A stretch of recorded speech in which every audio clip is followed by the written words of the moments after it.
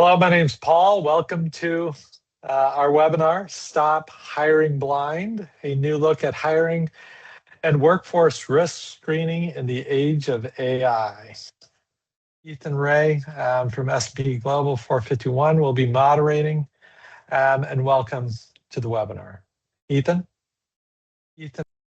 Thanks, Paul. I am Ethan Ray with 451 Research, where I cover HR technology and future of work. Joining me today is Sarah Purcell, works at Solutions at Thomson Reuters, and Mark Solomon, Chief Growth Officer at Trua. Dave Corus, Director of Security at the Minnesota Vikings, could not make it today. He had an unexpected situation pop up and will be looking forward to joining us in future sessions. But thanks so much for our speakers for making time today, and looking forward to our conversation. So our agenda today and what we'll be focusing on are the current challenges breaking traditional pre-hire IDV and one-time background screenings. We're going to talk about how to balance speed, accuracy, FCRA compliance for quick, seamless onboarding, why first-party identity verification is becoming essential for rapid onboarding, enduring trust, and seeing that ROI out of your hiring and onboarding practices. How continuous evaluation strengthens workforce safety beyond initial hires, and why the rise of trust credentials offers a reusable, scalable model that empowers companies and candidates. And we're going to save a little bit of time at the end for questions and answers as well, just like Paul was saying with that interactive feature. So to kick today's session off, I wanted to bring some recent research from 451. So this was in our most recent survey covering the employee life cycle and HR practices. This was fielded in March and April of 2026, so fairly recent data. And just starting to look at the current challenges that organizations are facing during the candidate evaluation process. We see up top that 34% of hiring managers report that the pool of qualified candidates is too small. And in another data point as well, 31% of them cite insufficiency of available skills in the external market as their top recruitment challenge. So, we're seeing that verification processes are slow, unclear, or friction heavy. As you see, the second most reported challenge is insufficient technology or tools. So AI supported screening or matching, or first party identification. So the challenge might not be that only organizations believe there are too few qualified candidates, but it also is that hiring teams are lacking the tools and the infrastructure needed to verify and identify candidates at a speed of which to keep up with their hiring needs. Just double clicking on that speed as well, we see that, nearly 30% of hiring managers are reporting that the evaluation process is too slow. Organizations are under pressure to accelerate hiring, but with that speed, you also start to introduce risk into the process. Traditional one-time screening can add friction at precisely the point where employers are trying to maintain that candidate momentum throughout the process, where background screenings can hold things up and delay a crucial hiring process. So, it's really, the question is, how to move fast while remaining compliant.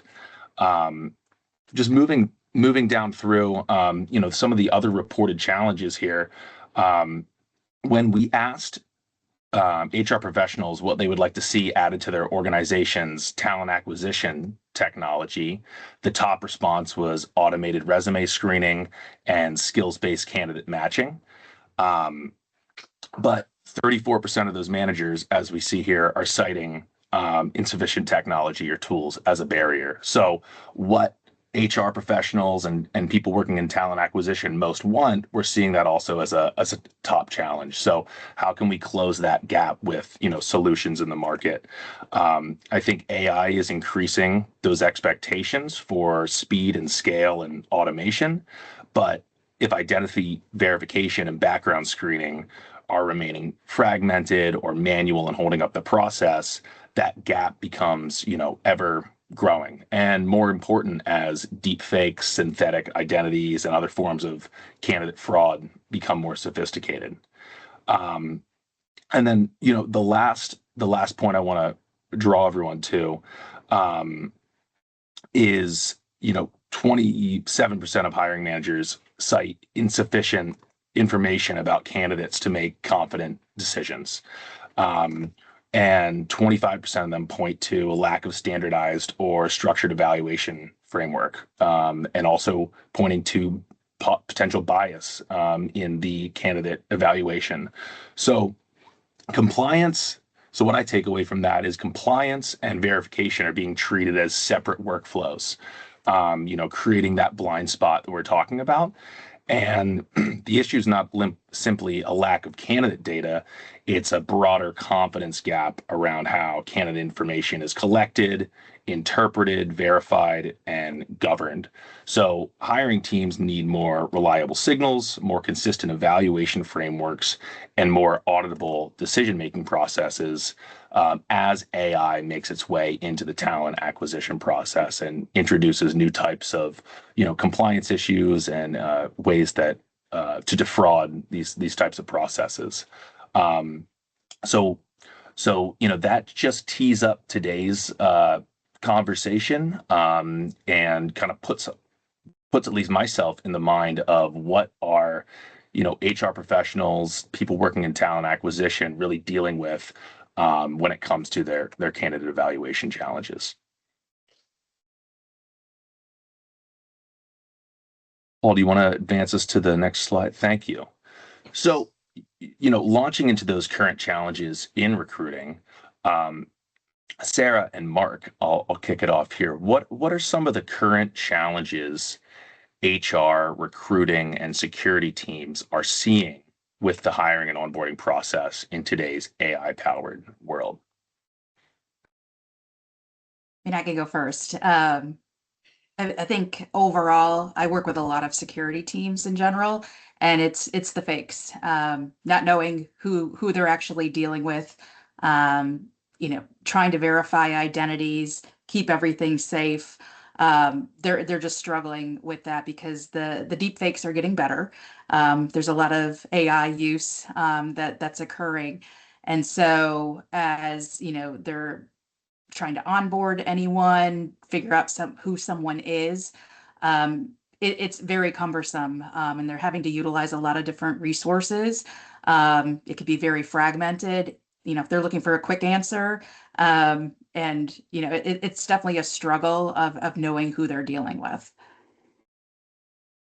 So I look at this from two ways. I look at one is what are the current challenges you in hiring somebody and onboarding them, and then looking at once they're an employee, making sure they're continuing a good employee. And there's some recent examples that have been out in the marketplace about this. For example, CBS just did a whole segment about DoorDash drivers, and the the bit was that someone from CBS had had ordered food on DoorDash, and they did this multiple times. And out of 20 drivers, 8 of the drivers that actually showed up to deliver the food were not the person that the app said they were. It was someone very different that actually did that. And so the challenge there was making sure that the person that you're hiring is actually that person. And in the DoorDash case, what happened is that people were buying or stealing other people's DoorDash accounts and using them to work as a driver for DoorDash. And so that's a big misrepresentation of DoorDash. And now they are being sued by several people because that person that they thought was supposed to be delivering the food was not actually that person. So you need to really be diligent in doing your research to make sure you have the right individual. Another example with that is North Korea. The FBI got involved in this. There was a security company down in Florida who noticed something was unusual about one of their candidates that happened to be their best ideal candidate. And so they got the FBI involved, and they actually, FBI did some tapping of the computers and all this. And they found out this one person that this company thought they were hiring has actually been hired 200 times at different companies throughout the US. And it was all North Korea behind it. And it was actually very sophisticated. Once that person got hired, he would give this address in Denver, Colorado. They would ship a laptop to Denver. This woman would then had an organization. They actually had pictures of this woman's basement. She had multiple, like hundreds of computer laptops that she had to ship out. And then she would be shipping them to North Korea. And in North Korea, they would get it. And now they had ins into all these different companies. And again, if they would have made sure that the person they were hiring was actually that real person, they could have avoided that. From a security standpoint, it also, once you've hired someone, you have to make sure that that person continues to be a good employee and represent the company. Dave on Monday, as we were going to this in a pre practice session, he was talking about they spend so much time being diligent about their support staff, their executives, organization, as well as their temporary seasonal hires to make sure that they continue to be good. He's like, the worst thing we want to do is to find out about one of our employees was in the press. He goes, we need to know in advance if something happens with one of our employees. We need to be proactive and address it before everybody in the world is reading about it in the press. He goes, it's a bad reputation for the Vikings and it's a bad reputation for the NFL. And so the NFL and the Vikings and everybody has really made a concentrated effort to make sure that those employees they hired, they continues to be good. And if something happens, they know about it. As well. Another example was the Montgomery school system. Recently, there was an expose published in the paper that 32 of their employees were sexual predators. And imagine as a parent of a child who was riding a school bus and your school bus driver had actually been a sexual predator. And so what happened is initially Montgomery schools vetted everyone out. They said they were good, but they didn't do any rescreening. They didn't do any continuous screening. And so those people that initially were hired became bad actors, but yet they did not know that. And they literally had sexual predators as bus drivers driving around school kids, which is probably the worst thing possibly could happen. Fortunately, there were no bad incidents, but still, you want to make sure that those people you hire, they're good when they start and that they're good continuously. And just to jump back into some of those stories too, I mean, I hear from different clients that I work with that, they're not doing that continuous evaluation on those different folks that they're hiring. And they're only discovering problems because the company has a hotline and somebody has to give the tip on something. So not having a process in place, it's definitely a problem when you're not keeping an eye on things and acting after the fact rather than before. Yeah, and it's really interesting too to think about that from a industry standpoint, because probably are drawn to the gig platforms or tech companies as dealing the most with this type of compliance issues or deep fakes. But as Mark said, the Minnesota Vikings are dealing with compliance issues with their players and athletic teams. So it does really permeate everywhere lately. And so jumping into the next topic here, how are you balancing and how can organizations balance challenges with speed to hire, security, and compliance without losing top talents? Sort of some of the questions that research was touching on at the beginning. One of the things I talk about is speed to hire, but also accurate. It's one thing I'm going to rush someone through the process, but you can't give up accuracy. You've got to make sure that you do the right steps and that you get the right information as quickly as possible, but you do need speed with that. I will give an example of my daughter who just recently joined a multi billion-dollar company. And during the interview process, they came back and they said, "Hey, we want to hire you. We need you to go through our background screening process, and this is all contingent that you pass the background screening process." And so she's like, "Great." And they said, "Well, it's probably going to take 3 to 4 weeks to complete a background screening process." And again, this is a multi billion-dollar company. I almost fell out of my chair when I heard her tell me that it could take 3 to 4 weeks before they could officially hire her.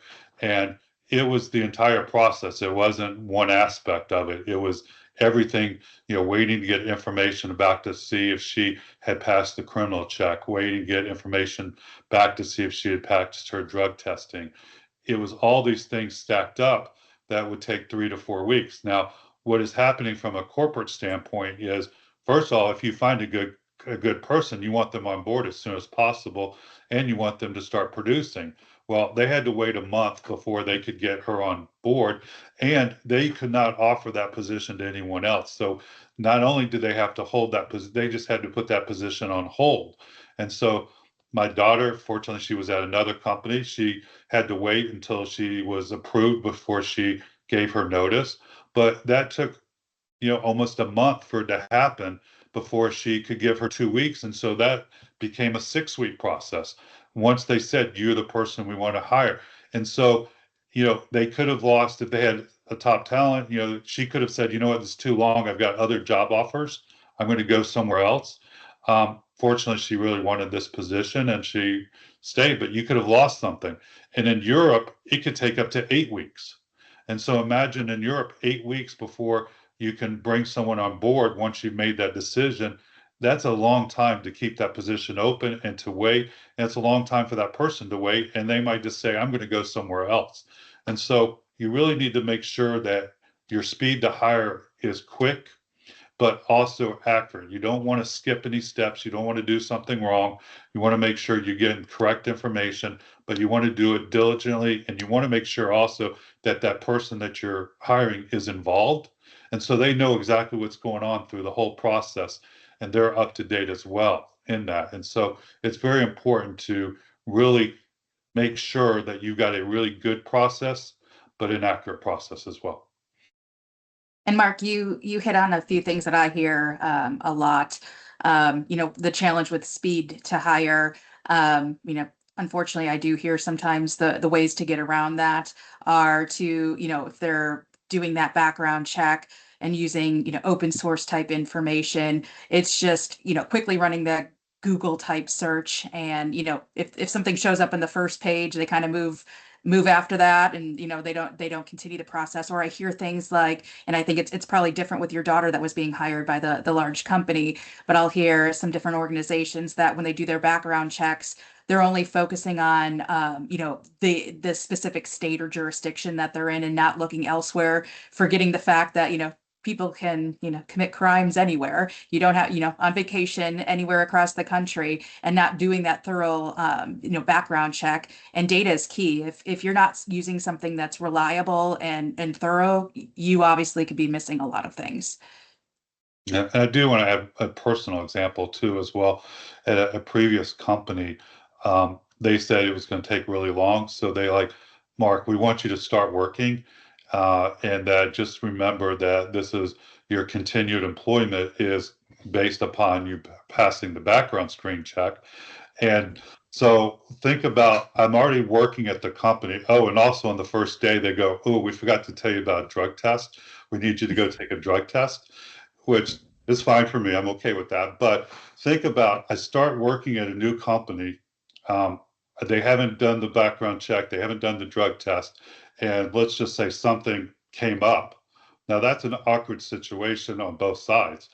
I left a previous job to come work for here. then they hired somebody, and then they would have to tell me, you failed, whatever I failed. It just makes a bad look on the organization. But they tried to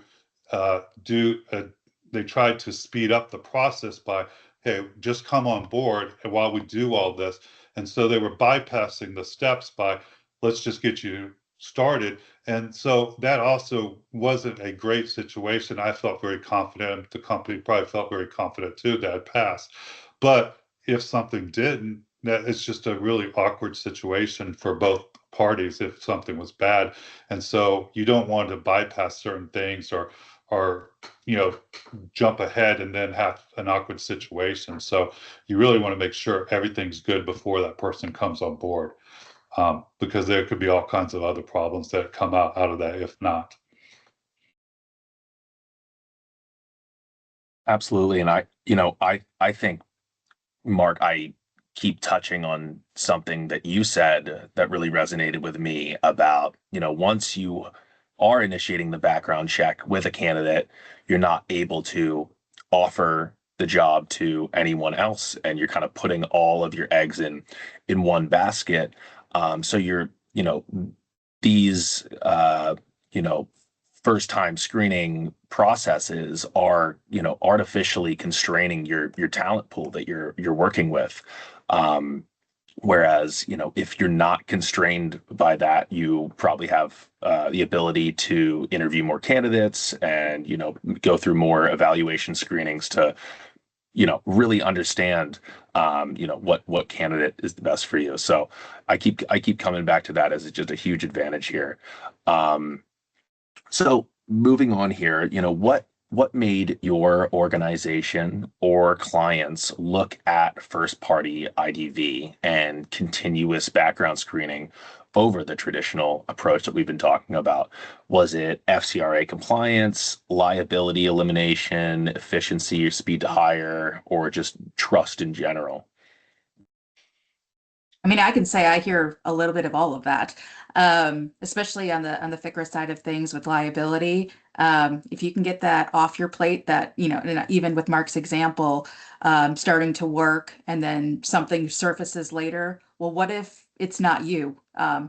I don't know how common your name is, Mark. That's probably pretty common out there. There's probably there's a few of me too within my system. If I run my name, there's a few thousand Sarah Purcells across the U.S. and they're not all me.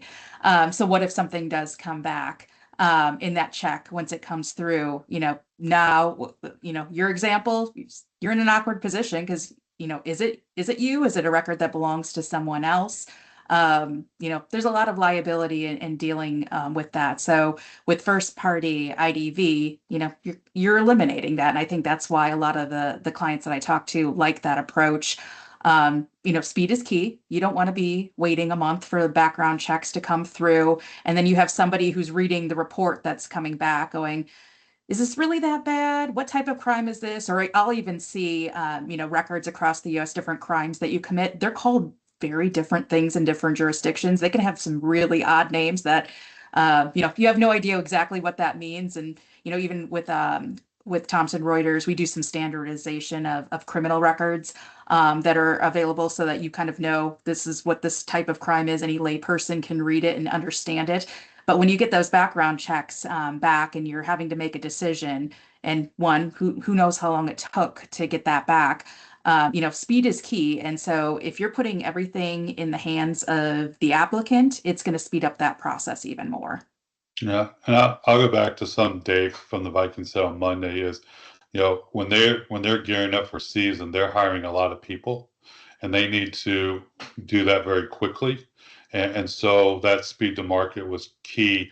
And they can have multiple background screen checks going on, or even on multiple people for a single position, even. And so that was the key thing for him, was that speed, the ability to do a lot at pre-hiring to get that all done. For them was that speed to market. For him, that was what attracted them to Trua. But when you look at that just in general, the FCRA compliance, there's a lot here to really unpack. And one of the biggest things is, as I mentioned before, once you offer a job in traditional methods, where today companies will send out an offer letter and they said your employment is contingent upon you passing a background screening. Well, at that point, they have to put that job on hold until that process is done. And let's just say, for example, that I was applying to be a driver for a company, and I had, a DUI, or it came back and said I had a DUI on my record, and I never had a DUI. So now I disputed it. That job still has to be put on hold until that dispute is handled and is resolved. Either way, they still have to keep that open until there's a resolution there. And so that is a key part of it. With you in your approach, and also for candidates, why would you not want to start that process with several candidates, even making sure, even taking a step backward and making sure the candidate you're interviewing is actually the person who you think you are? You could start by doing just a quick IDV, doing a doc V on the person, and making sure that the candidates you are hiring are actually those candidates, or at least interviewing. And so you really want to look at doing things a little bit different. With a first party approach, you don't need the individual's consent because they're actually doing it on their own behalf. So they're consenting by doing that background screening and doing it themselves. And so you're getting, you're also bypassing, or not bypassing, but the first party, that individual, is actually giving you the consent by doing that. So there's a lot of good things that come out of doing this first party versus the traditional method, by putting it on the actual employee to go through and fill out the process and go through. And at the end of the day, they decide whether they want to share their background screen with the organization or not. If they don't want to share it with the organization, and I've talked to multiple companies that have said, well, I end up, there's like 10 people that have never shared their information with me. I try to reach them, and after 72 hours, I give up. I'm like, well, yeah, because they had something on their record, they saw it, and they knew they were not going to get hired. And so they self-eliminated themselves by doing that, knowing that that company was not going to hire that individual, because they go, oh, you're caught me. You saw my DUI, sexual predator, whatever that might be on that. And so that also helps out organizations as well. And I just want to circle back to something you said, Sarah, because it really resonates with a data point that I grabbed for today's conversation from our Trust and Privacy 2026 survey, which flagged, a forward-looking risk in this area, which is as AI avatars or autonomous agents become, increasingly involved in the hiring process, the screening process, the human in the loop checks that are, currently catching candidate fraud will, start to be phased out in certain areas, and, deferring to the AI judgment in some cases. And that just makes it ever more important to have those kind of standardized approaches to, what is this type of crime, how do we really, interpret and deal with this. I don't know if you have any views on that, Sarah, just kind of the the standardization or lack thereof of, these different background blips that would come up for individuals. Yeah, I mean, and what I hear from a lot of companies is they don't really have a standardization of, there's probably some deal breakers that they know, but then it's, some of these gray area crimes, and, and again, hopefully they understand, because a lot of times the HR folks are not in the legal department. They don't have a legal background. And so they're having to, kind of make these decisions of, is this really that bad, or or is this something that just kind of happened, and how should we treat it? And they may need to go to legal to get some interpretation on things, but having a standardized practice, and an outline of what we're looking at, having a scoring mechanism, anything that's going to help kind of speed up that process to take that type of work out of the hands of someone that's holding a 200-page background check on somebody, because they can get lengthy depending on who you're looking at. It's going to speed up that process for them, and just having it set in a way, putting it in the control of the applicant, having a process in place, that's just going to make the hiring even faster and better. One other point I forgot to mention, which is also probably the biggest one, is by putting in the first party, you've taken away sharing additional PII information about the individual. And that is a key, because I've had many executives, and I think even Dave from the Vikings mentioned this, is if we have one less honeypot or one less place that we have someone's PII information, that's just easier for them. They don't have to manage that information as well. And by the first party approach, there's not sharing of any personal information at all. And that's a key. And that's one of the things that organizations are starting to look at is I've got way too much PII information about individuals. How can I not have that? How can I not store it? How can I pass that off or not even collect it from someone? Because every time I have that in a different area of my company, I have to put a lot of different safeguards in place to protect it and keep it. And so, one less place to have to worry about saves companies time, money, effort. And so they're really looking at trying to eliminate storing PII information. And by doing a first party background screening, there's no sharing of information, no sharing of the PII information. The only thing that's being shared is actually the results of the screening. And so the results will come back and say, no felonies on record, no DUIs, not a sexual predator, no criminal or civil stuff. Or if there is, it might say there's liens on someone's house, they've been arrested for a misdemeanor on theft or something like that, but it's not any personal information. It's just the actual, what it was, what happened, or the results were clean for this different check. The educational checked out good. The professional license was good. So that's another area that's very important to companies these days, and they're really starting to pay attention to it and starting to try to create policies on. I want to have as least PII information as possible. How can I make that happen?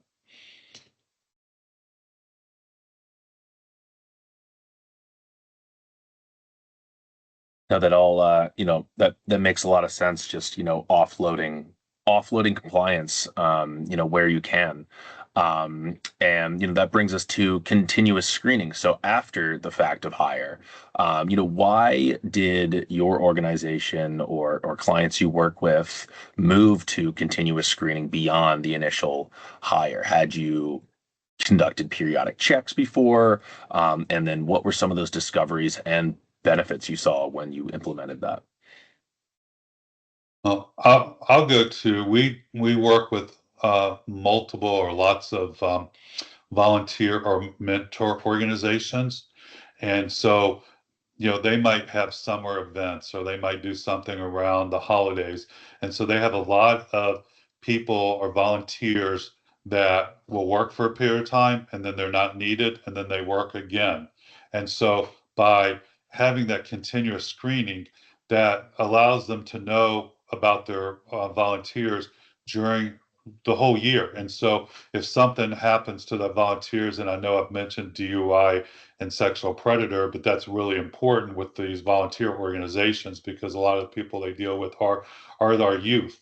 And so it's important to protect our youth. And so by doing those continuous checks, they will know about something that happens with a mentor or a volunteer as soon as it happens versus, oh, we usually run, and this is what the conversation usually starts with one of them is, yes, we have a policy that every 3 years we'll run a new background check on an individual. Well, there's a lot of time between initial screen and 3 years that something could happen and you're exposing our youth to someone who maybe should not be with the youth for that 3 years. And cost also, the cost of doing a initial background screen is pretty expensive versus the cost of doing an initial screen and doing a continuous screen. And so there is a money savings period, but I kind of minimize that. And it's more important about knowing about those volunteers year round so that when they come back to work with the youth, they're good and they don't have to worry about it. They say like, you're good. And if something does happen, versus waiting until that period of time where they're getting involved again, they can have that conversation with that individual, research it, and make their decision of whether to move forward with that individual mentor or volunteer. And so that's very important. but also it's there's in the oil and gas, there's periods where there was a person that was on site at one of a company's oil production, and that person got arrested. He and his wife were arrested for sex trafficking, and the CEO of the company was very mad that was arrested on their property and they were in the news.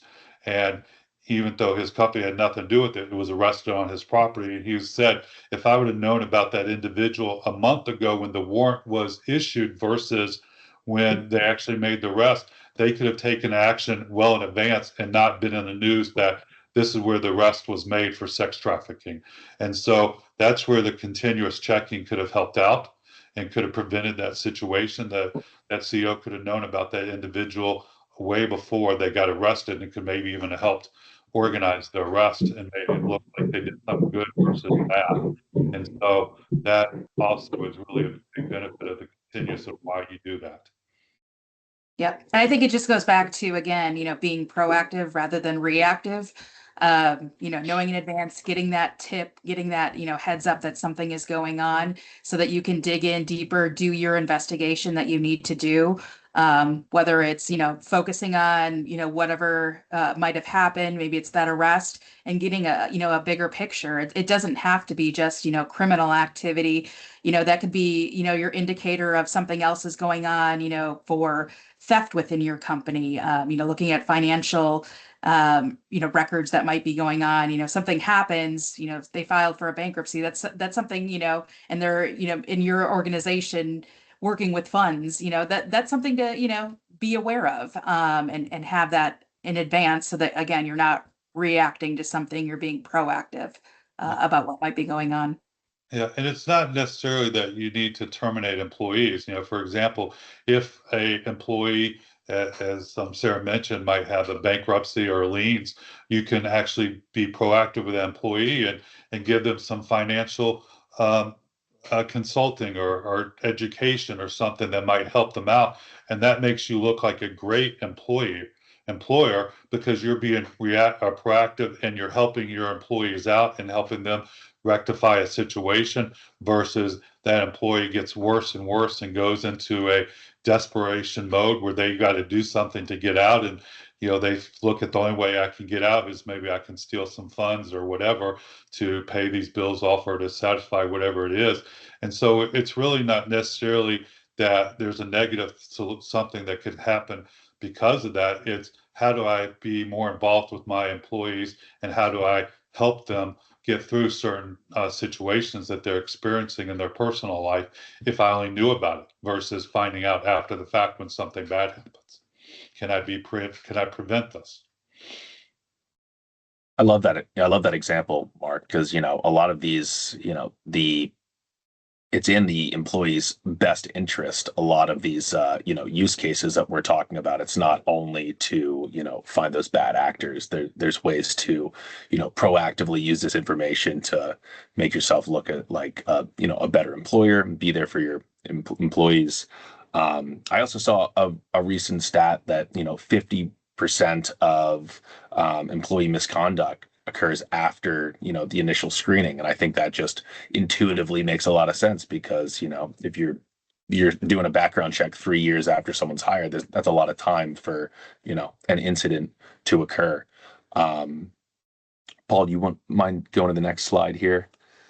So just for our last question before we open it up to the audience, on trust credentials and why is a continuously updated trust credential important for your business and your clients' businesses? So I think we've kind of talked a lot about this, but really what this is the employee has that credential initially that says they're good to go. But then they're getting it to continuously to say whether they're good to go or they're not good to go. And it's almost a dual avenue where it's good for the employee because if they were to leave and go somewhere else, they could present that trust credential and just say, by the way, I'm actually good to go. Here it is. you can check it out and say I'm good, and you don't have to go through that whole process. And so you're giving a benefit to the fee, as well as you got the benefit for the employer by knowing that this person is good. And again, we're not sharing any PII information. You're just sharing events that may happen. And so that's the key thing, is keeping it down to is what do I trust? And that's that credential. I trust that credential. It's been verified, it's been vetted, it's good to go.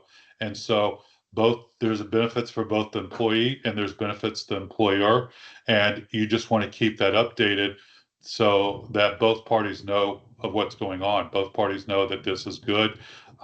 The one thing, also to mention about that continuous of that credential is if you keep it updated, and that, I go and I got arrested for speeding. Well, that's probably not going to affect my job today. But if I was a driver and I had 3 or 4 speeding tickets, that might be something. And so a company, I will know about that. They see that the company saw that I've got a speeding ticket. The company sees it. We can proactively address it. Maybe I need to take some driving lessons or something like that if it's important to my job, or to take something to rectify it. So you want to keep it updated. You want to keep both parties involved during the whole process so that each party knows what's going on as with it. And that, as I mentioned before, the employee and the employer can work together, hopefully, to make it a positive. If it is something drastic, if I got arrested for a murder or something like that, there might not be no way out of that. But you want to be proactive and see, is there a happy solution, or is there something that could be done to make it beneficial for both parties before taking drastic action? Sarah, do you want to add anything? No, I mean, I think again, that just sums it up in terms of, being proactive rather than reactive. If you know what's going on a continuous basis, you can address it right away before it truly comes to be a problem.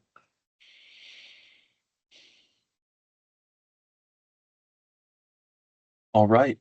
Well, hopefully we've given everybody some information and narratives to think about. Open up to questions here from the audience. I'm just popping this up. First question we got is, where should organizations start if they want to move from traditional screening to continuous verification? What might be that, first jumping off point? So if you look at this one, I look at it from, I'm doing my regular today. I'm just doing my initial screening, and so there's 2 different groups involved. There, you have the HR group in an organization that is in charge of actually that initial hiring. You get a hiring manager, they find a candidate that they like, and they pass it off to HR, and they say, I want you to move forward with this person. And HR takes over and they do the background screening checks. They do all their other policies that they have to do on hiring a new candidate. Then for the continuous verification, that usually falls into your security risk and compliance group. And they're the ones, they're not concerned about the hiring of the initial employees. What they're concerned about is does that employee, we want to make sure that employee does not give us a bad reputation, does not get us in the news for the wrong reasons, and does something to hurt us and harm us. And so now you're bringing in your security, compliance, and risk group to do that continuous verification, because they're the ones that would get involved if there's an adverse action on some individual.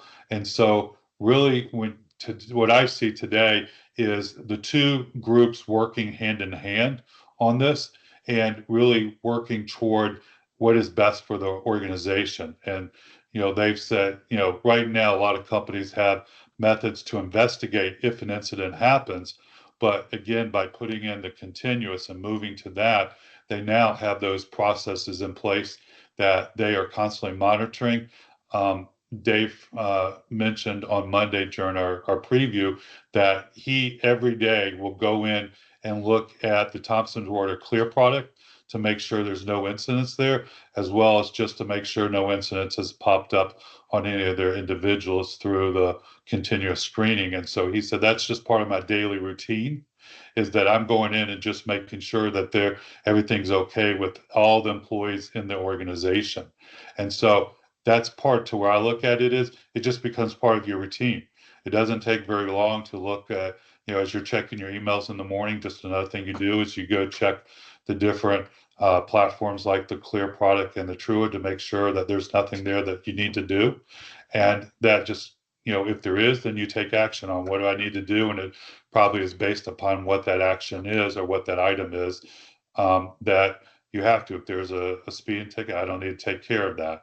I don't need to do anything about it unless it's a driver. And so there's different levels, but you look at it and make that determination. But it just becomes part ingrained into your daily process of making sure that your employees are still good and they're not going to sully the organization's name with something bad.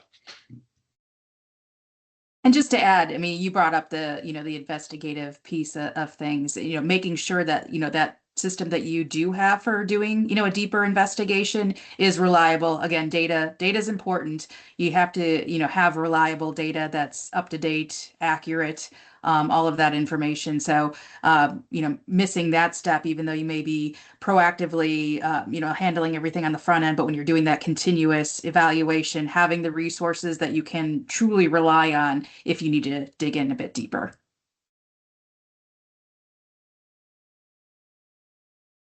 And in that same vein, another question from Joe here.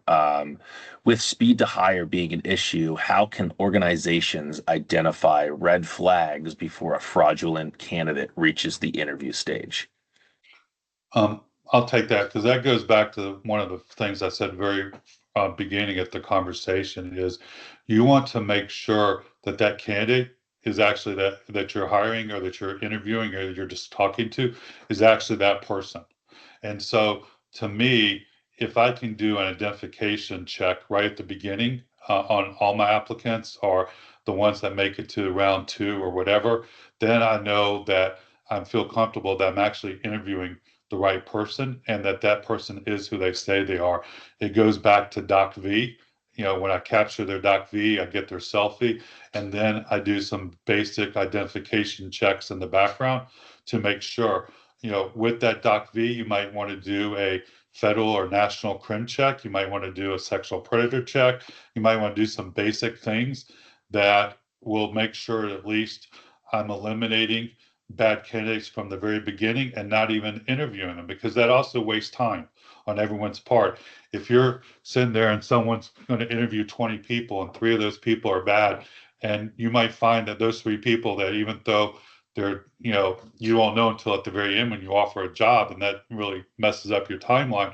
If you knew at the very beginning that you actually weren't hiring that individual, or that there was some basic checks that you did that found out on those individuals, that saves a lot of time, money, and et cetera. And think about hiring. I mean, if you want to move forward with a candidate that end up is not going to be a good candidate and you can't hire them, you might have had 5 other candidates that were pretty qualified that have now moved on to something else, and now you've also lost some talent pool as well. So you could be proactive at the beginning and do some basic identification checks, at least checking to make sure they are who they say they are, fairly cheap, and that can avoid the red flags at the end and avoid that whole unnecessary process of, oops, I can't hire you. Yeah, and that document verification is key, because there's a lot of stolen data that's out there, and you can be pretending to be someone, but that document verification is going to help eliminate that piece. Absolutely.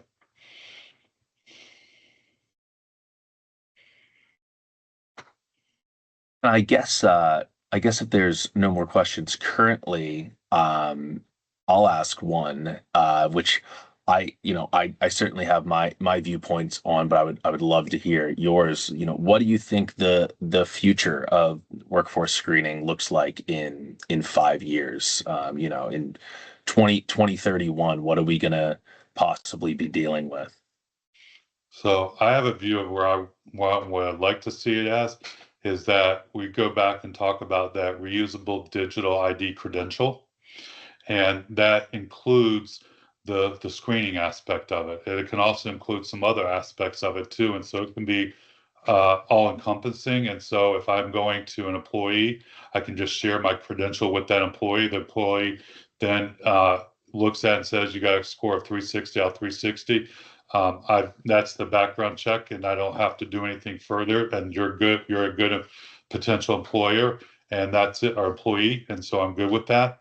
And so to me, it can speed up the whole process of people hiring. It can eliminate a lot of red flags because I know from the very beginning that I'm interviewing a good person and that I've already got the background checks done. It can also be done if you take it and look, I'm going to go get a new bank loan or something like that, and you share your credential with them, and you can choose what pieces of information is shared with that organization depend on the situation. It speeds up whatever process you're trying to do, especially in the hiring process, but also with accurate information and trusted information. And that's the key, is trusted, accurate information. And so that to me will make companies speed up a lot better and be able to hire good people, but also you can take it into a person's personal life as well. And so that's where I see the world going in the next 3 to 5 years, is what can I do in advance and what can I trust? And I know during our conversation, we've talked a lot about AI in terms of kind of being bad because, it's AI fakes and, using, the applicants using the AI to try to bypass and get hired to, start making some money. But I see in the future, more use of the AI by the employer, or, during your investigations, to help with the speeding up of, an investigation.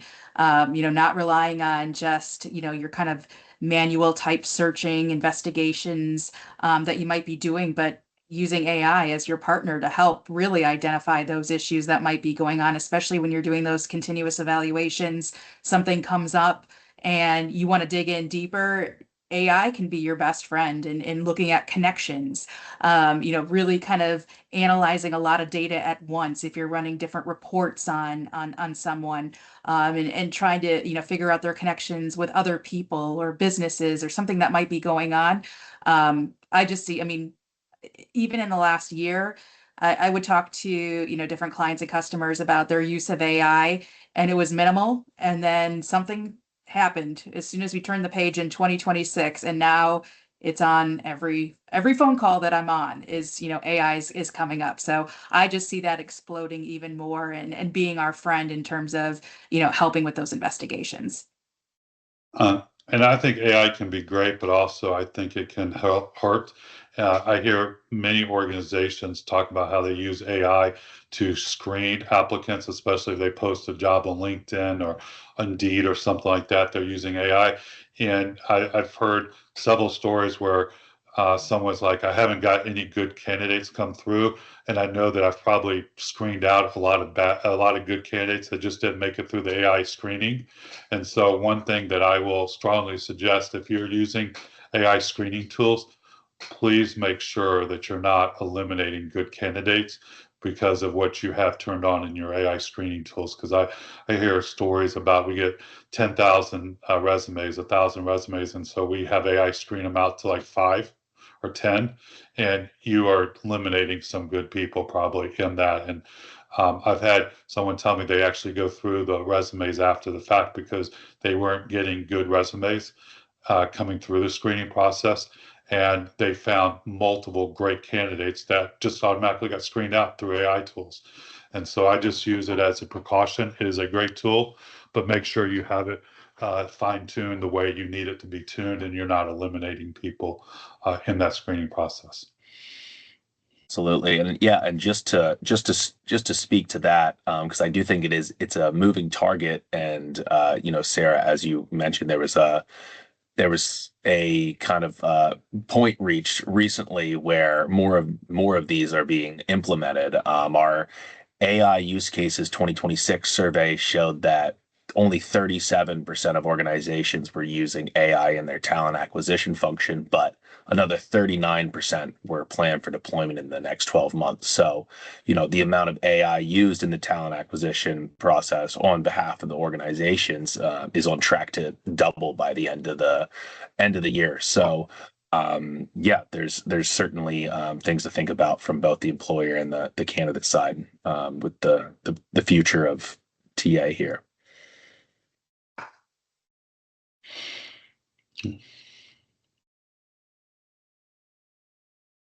All right. Well, I will. I'll pass it. I'll pass it to Sarah here.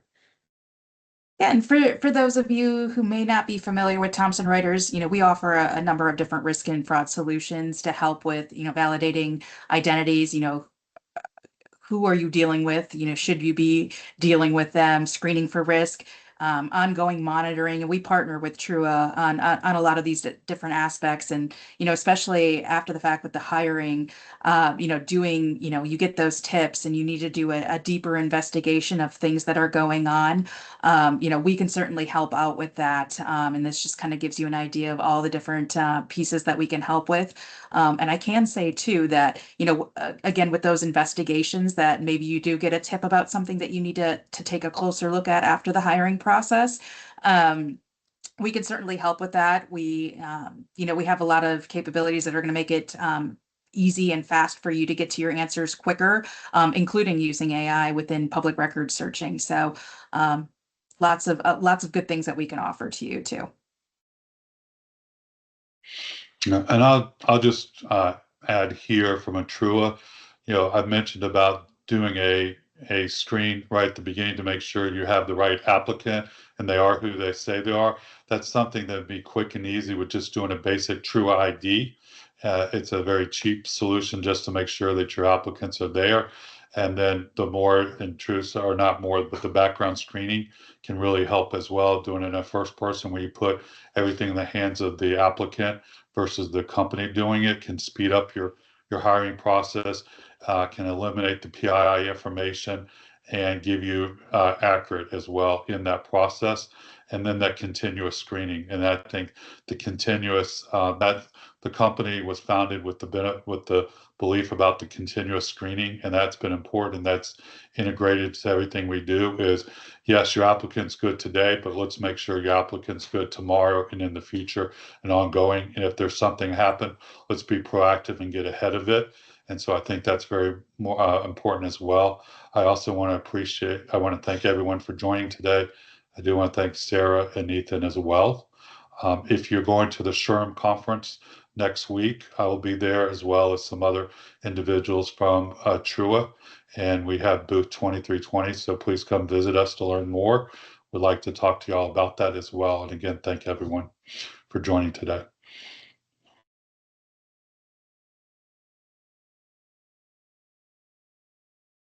All right. Well, thank you everybody for joining. Appreciate the questions, and hope you found it as informative as I did. So have a good rest of your day, and we'll close things out now.